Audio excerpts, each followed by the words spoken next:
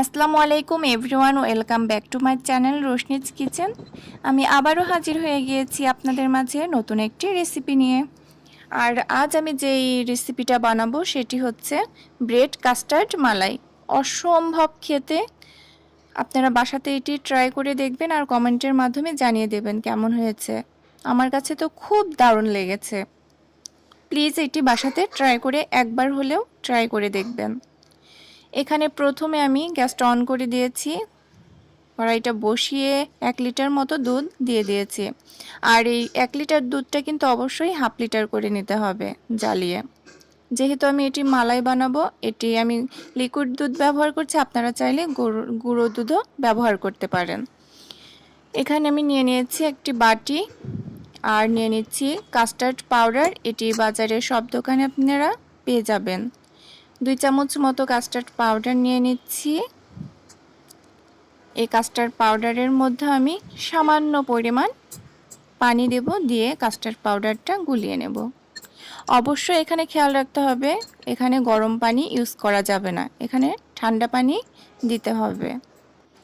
এদিকে আমার দুধটা ঘন হয়ে এসেছে, দেখতেই পাচ্ছেন কি সুন্দর মালাইয়ের মতো হয়ে গেছে। এর মধ্যে আমি কাস্টার্ড পাউডারটা দিয়ে দেব, তাহলে দুধটা আরও ঘন হয়ে আসবে। দেখুন দুধটা কিন্তু অলরেডি ঘন হয়ে আসছে। আর এর মধ্যে আমি দিয়ে দেব 1 কাপ পরিমাণ চিনি। মিষ্টিটা আপনারা ইচ্ছা মতো দিতে পারেন।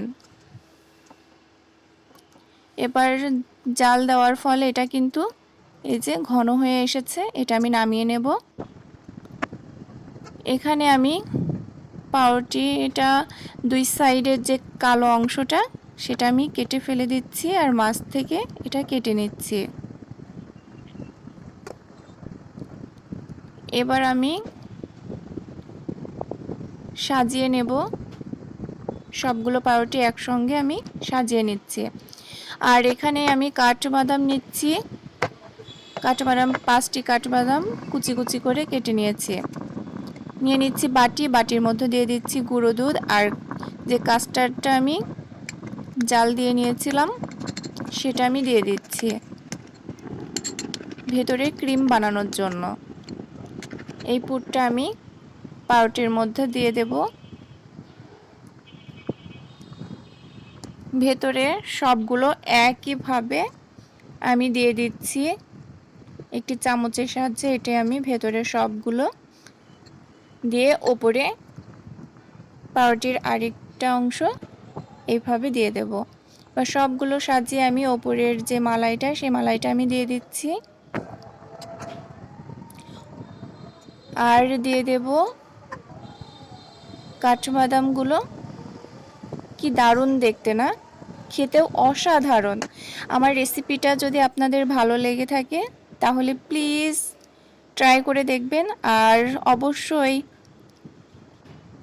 অবশ্যই লাইক দেবেন, কমেন্টের মাধ্যমে জানাবেন কেমন হয়েছে আমার রেসিপিটা। আশা করি ভালো লাগবে। আর যারা সাবস্ক্রাইব করেন নাই তারা আমার চ্যানেলটিতে সাবস্ক্রাইব করে দেবেন। করেছেন তাদেরকে অসংখ্য ধন্যবাদ। আমাদের জন্য দোয়া করবেন। আপনারা সুস্থ থাকবেন, ভালো থাকবেন। আল্লাহ হাফিজ।